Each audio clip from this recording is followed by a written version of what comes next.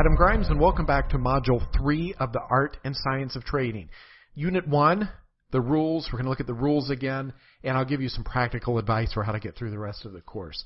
So, why the rules? Why so much emphasis and focus on rules? Well, the idea is that we're building a structure, and the structure rests on a logical framework. To me, this is a very different approach than saying, hey, here's the trading pattern, go trade it and hope for the best. This is about building a comprehensive education and about really giving you the tools that you need to be successful in the market. So with that, let's review these rules and think about how what we just did expands them and think about where we're going. So first of all, there's no free lunch. And this is really important because even if you are a hardcore quantitative system developer, there are going to be times you're going to make mistakes. You're going to find these incredible results. And your first inclination is going to be, what island am I going to buy next month? And then very quickly, this rule will bring you back to reality. And it's certainly a problem in all system development and testing. And it certainly should be, this is a warning for you as we move into the sections of the course where you're going to be doing some back testing. It's very easy to get a false idea of your own skill. And if you're always approaching this with the idea that markets are highly competitive, a lot of people trying to make money, and if something looks too good to be true, it probably is. If you're just starting out, you're going to develop a sense for what edges look like and feel like. And there are edges. You know, I realize that some of what I said in the last module may have seemed to be a little bit negative. And that's not my intent at all. I want to be realistic. It's hard to make money trading, but it certainly absolutely is possible. You can do this, but you have to think about it the right way.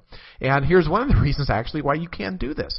Because every decision we make is based on both reason and emotion. These two things together. Even, you know, if you think some people tend to be emotional or more rational. That's just maybe an aspect of our personalities, or maybe there's some topics that we tend to be more emotional about. But every decision, even where you think you are being 100% rational, there's an emotional component. And hopefully when you're 100% emotional, there's a little bit of reason working in there too. And this is true institutionally. This is true with very large players in the market, that there's always this mix. So financial markets naturally always reflect this mix of both of these ways of making decisions. And by the way, you know, we talked about some of the academic models. This is a place where some of those break down, many of those actually, because they assume everybody's just always rational. However, markets are usually pretty close to informationally efficient, meaning that information is properly incorporated and priced into the market. And that's just a natural outcome of, it's not really, we'd say, rocket science, right? People are trying to find their edge in the market, trying to make money in the market, and because it's so competitive, information is priced very quickly. Most of the time, most of the movements of markets are pretty random. And if we understand this, then we'll start to see that our job is really to wait for spots where the market's a little bit less than random, where we have an edge. And I hope I convinced you in the last section. This is a very common trading misconception. People think that you can use money management or magic, I don't know, some way that you can make money with something that is random, but that's not true. If you don't have some edge over the game, you won't be able to make money. Effective money management, discipline, all these things may help you lose money in a better way and lose money more slowly, but ultimately, due to the transaction cost and friction, you're going to lose a little bit of money. And so switching gears a little bit here, and we're certainly going to look at this quite a bit more, this major topic here in this unit, looking at trending and ranging activity. And markets alternate between these two phases or these two modes or these two regimes. Use whatever word you want, but this alternation between trend and range is one of the repeatable characteristics of market behavior. Very important to understand it. Okay, so there are the rules, and I do think those are important. I'm going to keep poking you with those through the course to hopefully brainwash you, maybe. No, seriously, to help you remember the context in which all of this works. Now, let's think a little bit about your next steps in the course. It is natural, particularly if you've traded a little bit, that you may come into some resistance. And what I mean is you may feel some resistance to some of the things I say. You probably already have. If you haven't, you probably will in the future. If you're a completely blank slate, congratulations. That's fantastic. Sometimes I hear people say, I want to take the course, but I don't have any experience. Should I read books? Should I do other courses first? And my answer would be no, please start here. It's great that we work very hard to recapture that beginner's mind. So if you've got it, fantastic. However, the vast majority of you listening to me, you've already run into some resistance, and you're going to find it a little bit difficult to accept some of these ideas. And that's fine. I would just encourage you to don't dismiss my perspectives without careful consideration. That's really what it's about. This is not an argument. I'm not telling you that I'm right about everything. In fact, I'm quite sure that I'm wrong about some of the things. I learn constantly. And part of evolving, part of learning is realizing that things we thought yesterday might not be true. And that's a constant journey. So if we talk in 5 years, you're probably going to find that my thinking on some of these things has changed a little bit. You certainly can disagree with me. Even as a beginning trader, you can disagree with me. But I hope to at least provoke careful consideration. I want you to think, this is not the right attitude. For instance, I'm going to show you some stuff later in the course, not in this module, that I think challenges Fibonacci ratios, that I think challenges moving averages, the way at least most people use them pretty decisively. And this is what a lot of people do. They just want to stick their head in the sand, cover their ears, and go, "Yeah, I can't hear you." But that's really not the best way to think about this. Nor is with some of these almost magical things like Fibonacci is a pretty good example.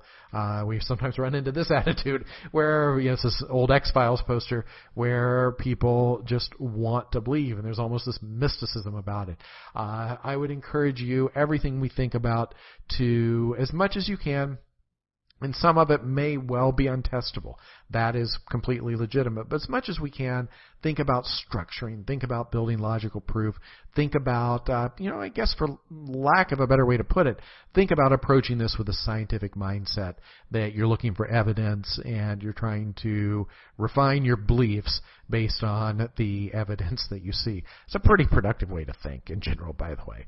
The last couple thoughts here, please don't skip ahead.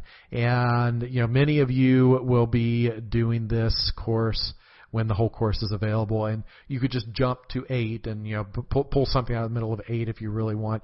But what I've really tried to structure for you, and this is the end result of me working with many traders, and I want to help you through this growth process. I'm showing you a lot of things that have been very useful for a lot of people, and it just takes time. All of this foundation stuff is very important. We're going to do some psychology, and psychology comes near the end of the course. I used to sprinkle it throughout the course, but it's better this way, and I'll explain why. All of this stuff is very important. Actually, I could use this phrase, absolutely critical. Pretty much everything is absolutely critical. I'll help you see what those things are, and over time, it's going to become a part of you and a part of the way you think. If you think that what I've just said is kind of garbage, just remember, they say most people who try to trade fail, and this most people is quantified in different ways. The number's thrown around, see like 95% or 97% of traders fail, and I don't actually know what the number is. I don't think anybody knows, but I would not be surprised if less than 1% of traders is really successful. So most people, the vast majority of people who try to do this fail. And I guarantee you most of those people thought they were smart, thought they were competitive, thought they could they basically thought they were going to be the exception too. So if you're thinking that, I want to give you the best chance of being successful. I want to give you the best chance of staying in this game until you find your edge and figuring out how to make money in the market. And these are the things that I think you probably need to do. So please don't skip ahead. Don't rush. There's no value in getting through the homework quickly. You've had a lot of homework. You're going to have a lot more homework. I kind of hate this word. This word means something we must do, and it's a pretty unattractive word. But really what this is a learning opportunity to immerse yourself in this. There's no value. If I give you something to do, take days, take weeks to do it, please, because you need this long exposure to change your thinking. And I would rather have you do something over the course of weeks than try to cram it all in one day. I don't think there's a lot of value to that. See how long you can work fresh and then come back to it. Also, it's a good idea, and it's part of what we're going to do in this module. You're going to create some of your own homework, and I think that's very important because you kind of get a little bit of teaching yourself, and that teacher's perspective will help you learn too. Also, you're going to start to see more and more market history, and I think that's one of the weaknesses of many traders is when we start trading, we don't know what markets do. We don't know what markets have done. We don't know what markets are capable of doing. We don't know these different spots through history, but I'm going to help you with that. And that's also part of what we're doing that can't be done super quickly. So please don't rush. And last idea here is when you find something that is hard or something that you don't think you're very good at or something that challenges you, or maybe you feel some resistance or you feel something that you're not very good at, generally, you find a weakness. I would focus on those. And think about how do you build up these weaknesses? How do you fill in these holes in our skill set? We all have them. What do you need to do better? This is, at this stage of the learning, I think it's very important. Now, there's certainly a time that we can build excellence by focusing on what you do best. It's absolutely, completely legitimate. But I think at the beginning, this focus on building up weaknesses is probably a more productive way to work, and you'll probably make faster progress. Learning should be fun. I'm a big believer in this. And I think one of the reasons that kids tend to learn so well, and some kids very young develop some pretty impressive skills in some fields, is because for them, there's this attitude that basically says learning and play are kind of the same thing.